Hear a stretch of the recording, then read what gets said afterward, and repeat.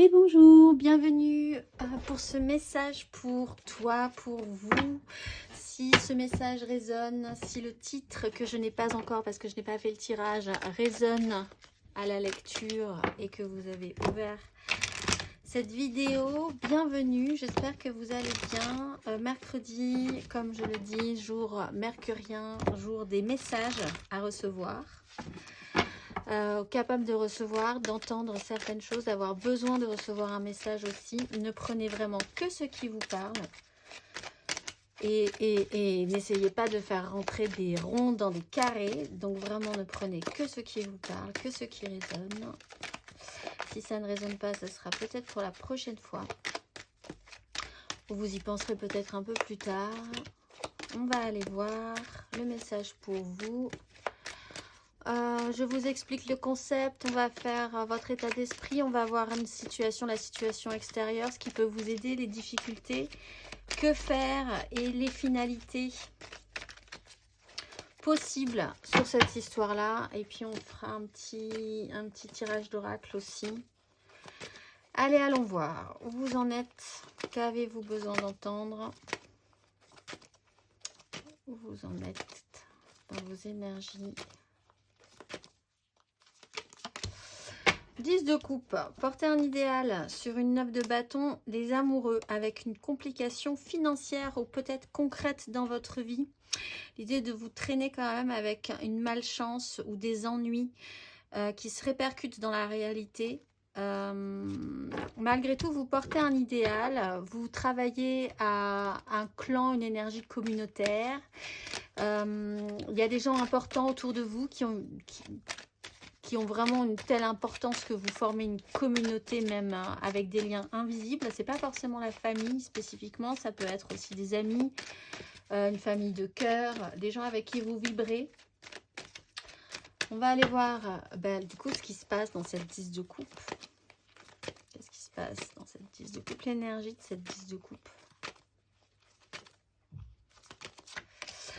La 10 de coupe, elle est en train de s'effondrer, apparemment. Donc, effectivement, c'est un petit peu une problématique. En tout cas, elle n'est pas forcément en train de s'effondrer, mais ce qui, de toute façon, n'était plus viable est en train d'exploser. Forcément pour de bonnes raisons. Alors, par contre, la 10 de coupe et la maison Dieu, le choc, il peut y avoir un choc quand même. Il peut y avoir une souffrance, il peut y avoir un événement marquant, brutal, qui déstabilise profondément cette 10 de coupe.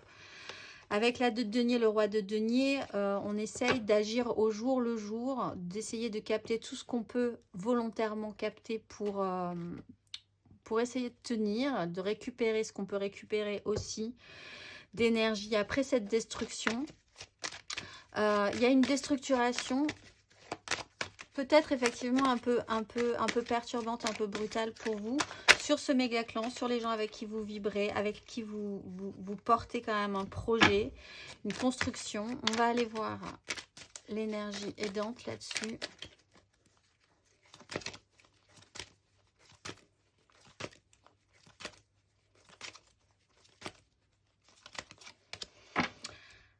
Quatre d'épée, 9 de bâton. On va aller voir le challenge.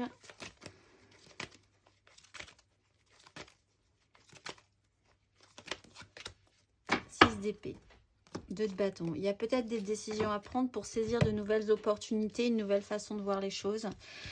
4 d'épée, ce qui peut vous aider, c'est vraiment s'il y a eu un choc, un événement brutal, un événement marquant qui a déstructuré et mis vraiment à mal votre idéal. Ça peut même être juste dans votre état d'esprit, l'idéal de ce que vous vouliez construire émotionnellement dans votre vie de manière générale. Donc là, déstructuration, choc, trouble évident. Alors, le conseil, c'est vraiment de prendre le temps, d'accepter un temps de pause obligatoire, de récupération, d'accepter que parfois, il faut s'arrêter.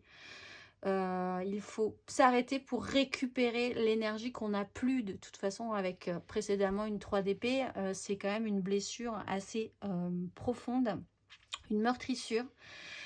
Il y a un temps de guérison à mettre en place, d'accepter ce temps-là, parce que sans ce temps-là, vous ne pourrez pas, guérir et recontinuer à progresser. La difficulté, c'est la 6 d'épée. Alors, en soi, c'est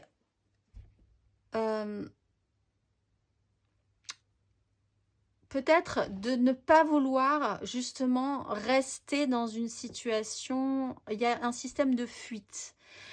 Cet idéal, cette maison Dieu, cet effondrement vous déstabilise trop pour ne pas avoir tendance à vouloir prendre la fuite, alors que justement ce qui peut vous aider, c'est de vous poser, de calmer les choses, de reposer votre esprit, de prendre le temps nécessaire, le temps suffisant pour pouvoir ensuite engager, on le voit, il y a un pendu juste en dos de deck, après cette 2 de bâton, pour pouvoir engager une suite dans cette histoire-là. Et il y a légèrement tendance à, peut-être vous, peut-être quelqu'un d'autre, peut-être quelqu'un dans cette 10 de coupe, mais enfin, en tout cas, que ce soit vous ou une autre personne, il y a une tendance à vouloir prendre la fuite, à évacuer la situation, parce que de toute façon, sur cette situation-là, la problématique est intense et que vous ne voyez pas, ou la personne en face de vous ne voit pas comment régler cette problématique. Donc, autant fuir, autant partir, autant à contre-cœur, parce qu'effectivement avec la 6 d'épée il y a du contre-cœur, à contre-cœur, évacuer la scène. Ce n'est pas forcément la meilleure solution en fait. Ce qu'on vous conseille en énergie aidante, c'est quand même ce temps obligatoire de pause. C'est donc de rester un moment là pour essayer déjà de calmer ce flot, de reprendre de l'énergie, de reposer un mental. On va aller voir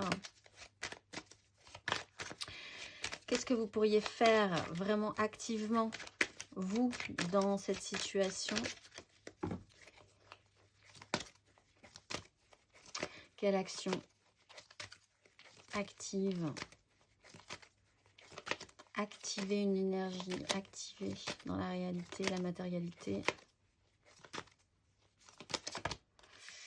2 de denier sur ce roi de denier. Essayez de ne rien faire tomber déjà.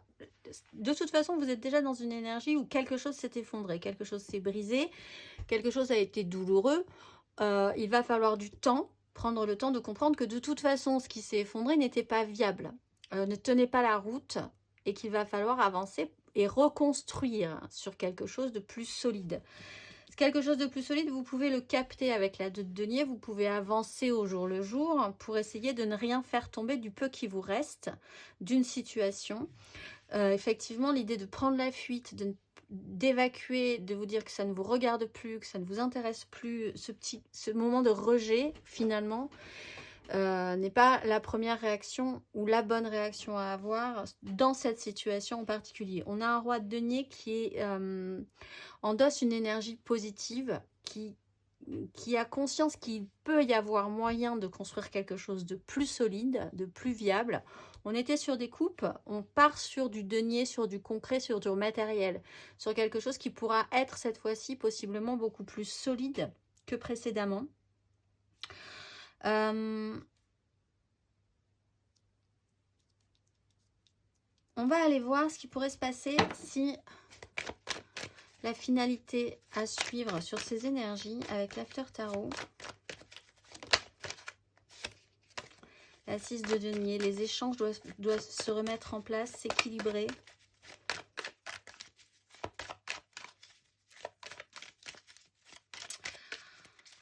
On va aller voir la suite possible si vous travaillez ces énergies.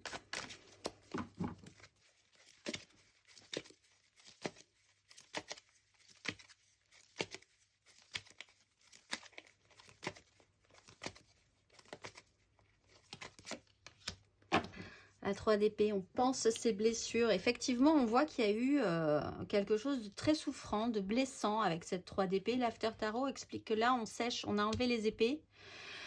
On a pris le temps de vraiment enlever ces 3 épées une à une et on a pensé ce cœur, on a pensé cette blessure et vraiment, il est important d'accepter un temps obligatoire là, qui va être obligatoire pour... comme un animal blessé qui a besoin, au lieu de partir en courant et de fuir et peut-être de tomber dans une autre problématique tout de suite, il y a un besoin de se dire très bien, on va se mettre en sécurité, on va guérir, on va cicatriser, on va prendre le temps, accepter aussi de cicatriser, de prendre ce temps-là. Il y a une notion quand même de lenteur et de sérieux dans ce procédé. Que se passerait-il après cette 3 d'épée?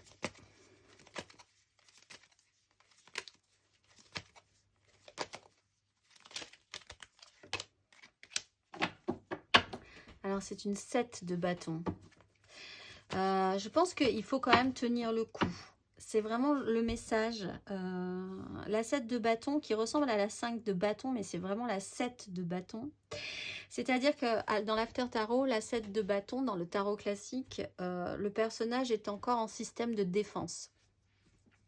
Parce qu'il ne se sent pas capable, il pense qu'il n'a pas l'énergie nécessaire pour se remettre d'attaque, pour faire valoir ce qu'il a besoin de défendre. Il ne recule pas non plus, parce qu'il a quand même, ça lui tient à cœur, ça coûte quand même pour lui, cette histoire-là.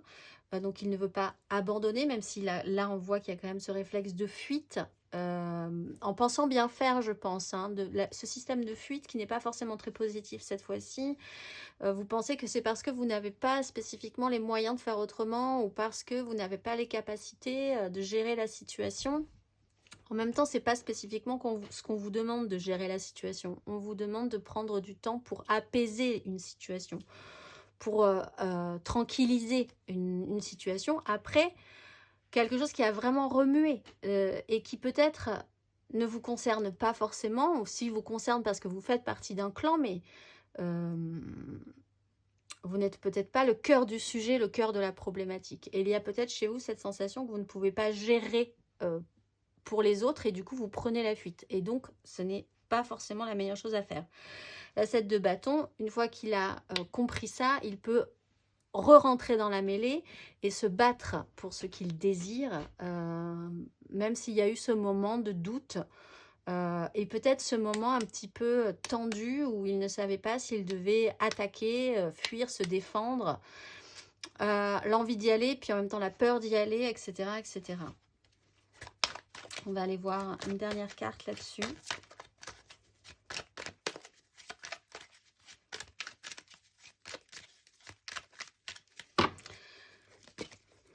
Sur la suite à envisager sur ces énergies.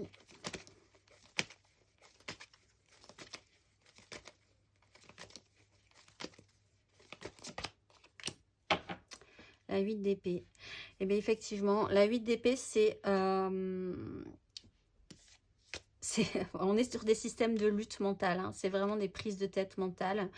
La 8 d'épée, c'est aider, soutenir quelqu'un à penser différemment, à ouvrir son esprit, à vous-même essayer de travailler cette énergie, de vous dire que vous pouvez penser différemment, qu'il faut arrêter de s'interdire quelque chose parce qu'il y a un fonctionnement ultérieur qui vous a fait toujours fonctionner sur ce système-là. Peut-être un système de fuite, effectivement, peut-être la peur face à des difficultés, face à quelque chose qui est vraiment dur à vivre sur ce clan émotionnel, ou avec les gens avec qui vous vibrez, ou la personne avec qui vous vibrez. Il y a cette notion de soutien dans l'After Tarot de ce personnage qui enlève... gentiment et doucement un bandeau sur les yeux de ce personnage de la 8 d'épée qui ne voit pas qu'il a une porte grande ouverte pour ouvrir son esprit, arrêter de s'interdire de penser différemment, se faire du mal et s'emprisonner dans un système. Vous avez peut-être affaire à quelqu'un qui est emprisonné comme dans un étau, dans un système de pensée qui l'empêche d'avancer. C'est peut-être problématique, ça vous stresse peut-être énormément, mais petit à petit, si vous reprenez de l'énergie, si vous ne partez pas en courant, on ne vous demande pas effectivement de faire des choses pour le moment, on vous demande de laisser un temps de pause pour que tout le monde puisse reposer ses énergies tranquillement et reprendre des forces.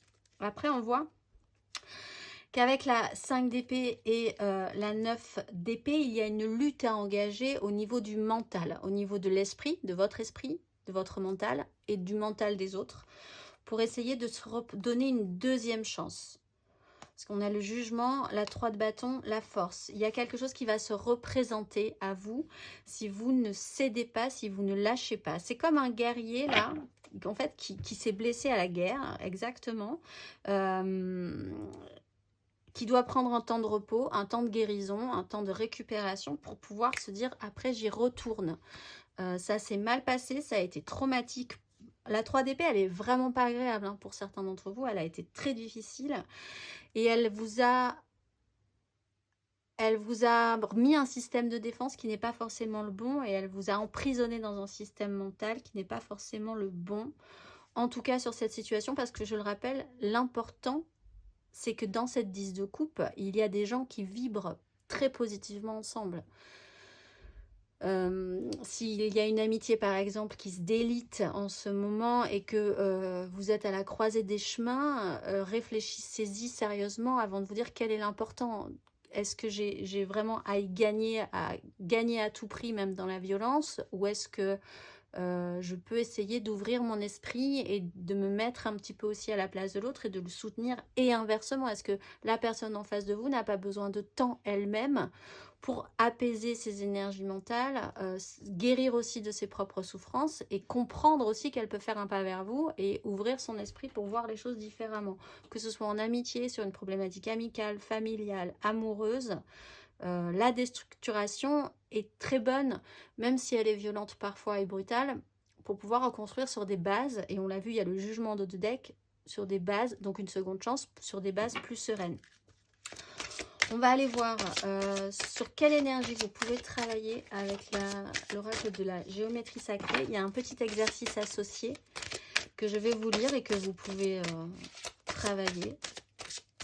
Si ce tirage résonne, bien sûr. Hop, amour romantique qui saute. Eh bien, écoutez. Et le chakra du plexus solaire.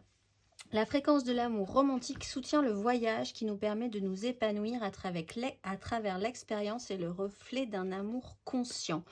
Je vais vous lire le petit texte associé.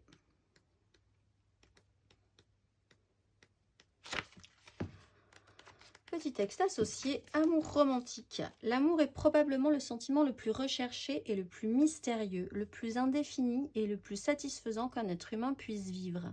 Son mystère est certainement lié au fait que nous ne pouvons ni le décrire ni l'expliquer. Est-il une énergie, une émotion ou simplement le ciment qui nous unit? Quel qu'il soit, nous savons sans l'ombre d'un doute quand nous sommes aimés et quand nous aimons. En tant qu'être vibrationnel, nous possédons une fréquence qui s'aligne sur la fréquence de nos pensées et de nos émotions. À partir de ce point d'attention vibrationnelle, nous attirons tout ce qui se trouve dans notre réalité. L'amour constitue l'une des plus hautes fréquences qui soit. Lorsque nous vivons un état amoureux, nous attirons plus facilement dans notre réalité les situations et les personnes qui sont alignées sur cette fréquence.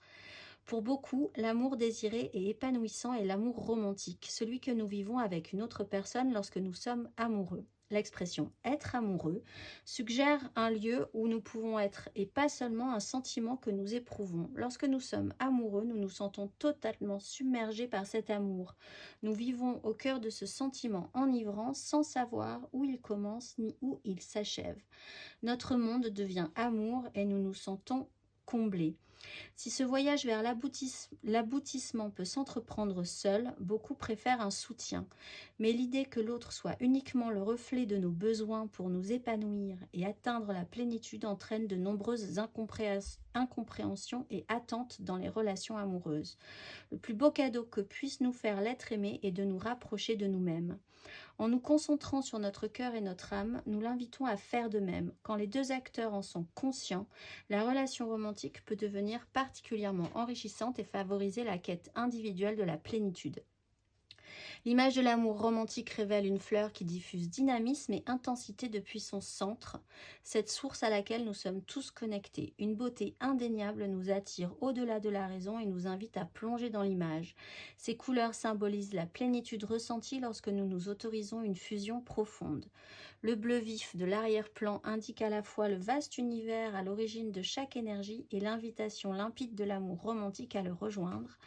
Le rose est associé à l'amour universel de soi-même et des autres, un amour doux, tendre et attentionné. Le rose vif incarne la vie, l'enthousiasme, l'énergie et la puissance. Les rouges font référence au plan physique, le lieu où nous désirons expérimenter cet amour. Et le petit exercice associé. Prenez le temps d'entrer en vous-même et de contempler l'amour qui règne dans votre vie. Avez-vous déjà été profondément amoureux? Qu'avez-vous appris sur vous-même à travers celle ou celui qui vous aime? Que recherchez-vous dans une relation romantique? quelles parts de vous-même sont faciles à aimer et lesquelles sont plus difficiles. Notez ce que vous aimez en vous. Et effectivement, je pense qu'il faut revenir au centre, qui est ce clan et ces vibrations-là d'amour, et de ne pas envoyer tout bazarder parce qu'il y a une déstructuration qui est peut-être un peu brutale pour vous. Eh bien, j'espère que je vous aurai apporté quelques éclaircissements en ce mercredi et je vous souhaite un très beau parcours.